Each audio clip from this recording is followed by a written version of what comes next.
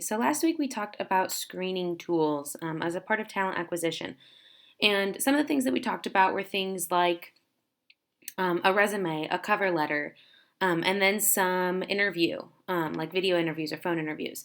So we are going to practice a few of those. I know when we took the survey, over half the class, I think it was almost about 70% of the class, said that they did not have a resume made yet, which is great because that's what we are going to be doing as one of our assignments. So I have the resume building presentation up on my left, as well as my resume that I have adjusted to kind of apply a little bit more to the situation that you're in. So I've taken out some of the things that I have had in the past and added in new things as well. So we are going to go through what a resume is and how we can build one for ourselves. So we know that a resume, it is going to be one of the first impressions for a company. This is oftentimes going to be the first thing that they see, and this is what they're usually going to be basing whether or not they continue in the talent acquisition portion of the hiring and HR job based on your resume. So we need to think about what information do they need to know when we are giving them a resume, and how can I show my skills and what I know and what I'm experienced in on a piece of paper. So the first thing that we are going to do is include our personal information. So you can see at the top of mine, I have my name, I have my email, my phone number, and my address. In place of my actual phone number, I just wrote phone number, and the same for my address. But you can see where I would put that in. I would put my street address, I would put my city, the state, and the zip code, and then I would put my phone number. Most people are going to use their cell phone because that's typically the easiest way to get a hold of them. But that is important. You have to have personal information at the top of your resume. That way they know how to contact you. For the sake of this assignment, I am not expecting you to give me your address or your phone number. I am looking that you have your name, your full name, as well as your email. And that can be your school email, or if you have another email that you would rather use in place of that, that is perfectly fine. But you need to have your name, the city, state, zip code, and you need to have your email address for the personal information on your resume. And then we go on to education. So things that you need to include, especially at this point in your life right now. What high school do you go to? What is the location, both the city and the state? And what is your expected graduation date? So, for example, this is a resume that I had put together while I was still in college, so I hadn't graduated yet. So I put my degrees. Here you would put, for example, you would put Liberty High School. Below on this bottom line, you would put Liberty, Missouri. And then you could put the graduation. So if you're a senior, you would have 05/2020. If you're not, if you are a freshman or sophomore, you would still graduate in May, typically, and you would just put your graduation year. Even though it's only 2020, you may graduate in 2022. This just lets you know that, or lets an employer know that you are on track to graduate at the moment. You should have just one line on your education, whereas I have two. If you have already been accepted into college, you could put a second line there. And so how do we generate some content for this education? Additionally, if you've been accepted into college and universities, like I just said, you could have a second line that tells me the degree that I'm pursuing, the college or university that I'm going to, their city, their state, and my anticipated graduation date.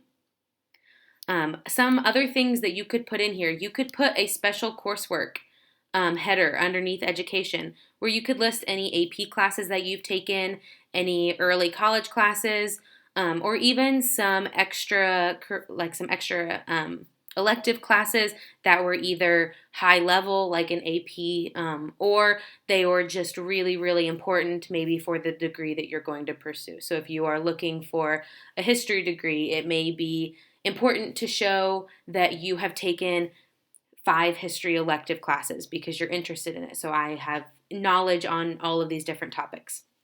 So you could, for example, I'll put it on this resume, you could have a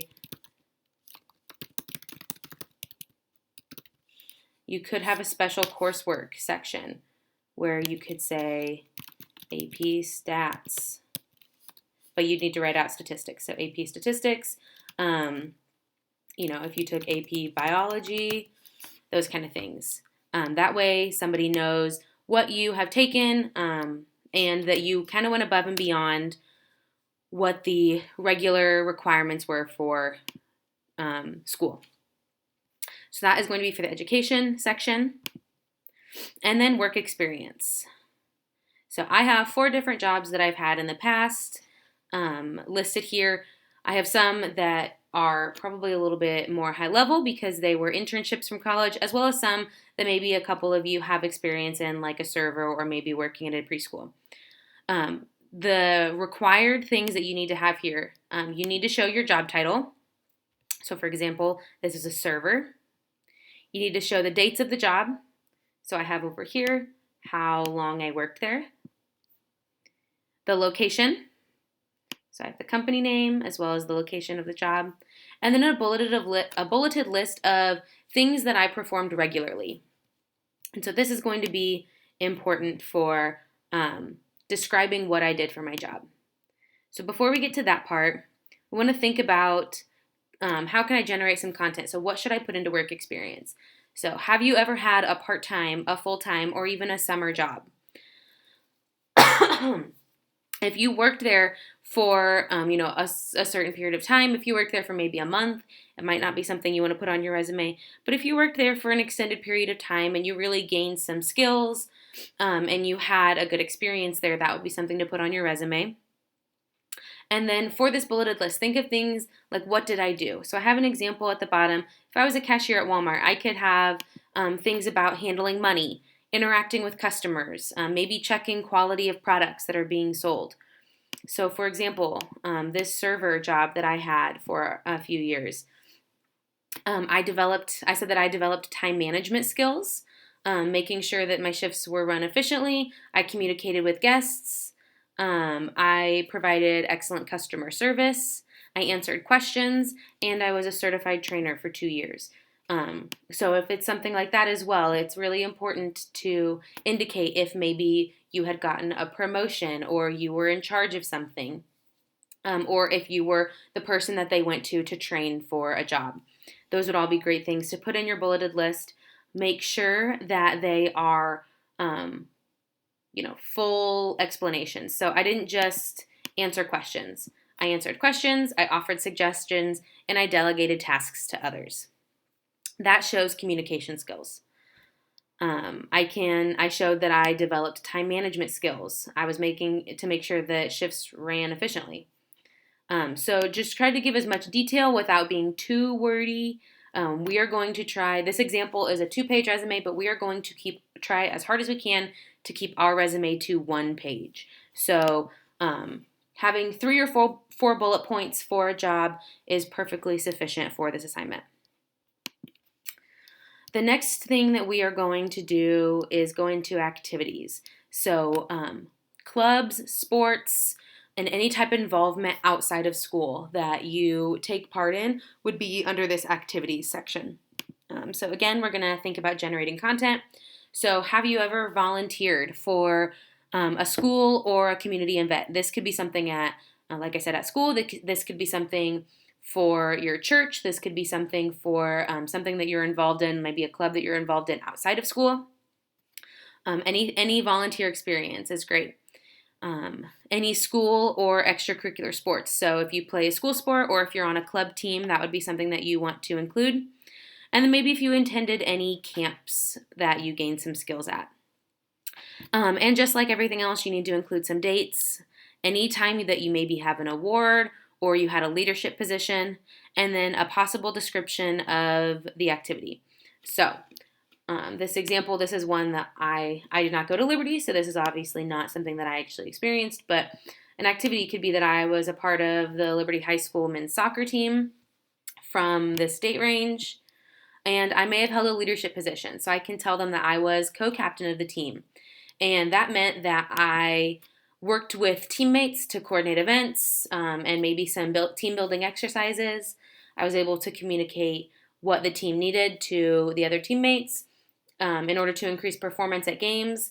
And me and my co-captain led the team to our state soccer championship.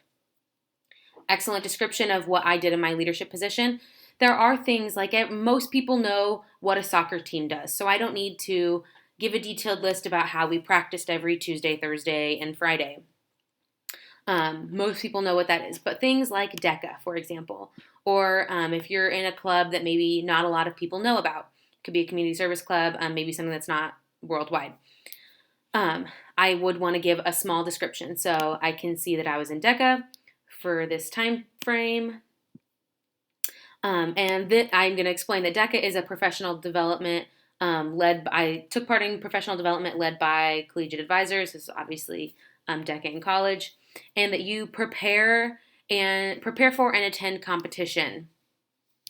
I then went to competition, so I can put that I went to the State Career Development Conference in February. I competed in these two events, and those are the places that I got. So that is the description. Since not a lot of people know what DECA is, I can tell them that it is a business competition where you compete at regional, state, international levels. And then I can also have a community volunteer section. So I took part with the American Heart Association as well as this organization called Music in Motion. I gave a really brief description of what those organizations do and what my part was in it, just so that people knew how I took part. I'm going to delete that certifications because I have it down lower as well. So those are just a couple examples of ways that you could have an activity section on your resume. And then the last thing that we're going to talk about is skills. This is not something that everybody has on their resume. I added skills in for the sake of this example. But anything that you have a certification in or anything that you are proficient in would be something to go under skills. So, have you ever completed any training? This could be something like CPR training, first aid training. I have a lifeguard training, something like that. Or maybe some certifications that you've earned through school. So a lot of people have gone to,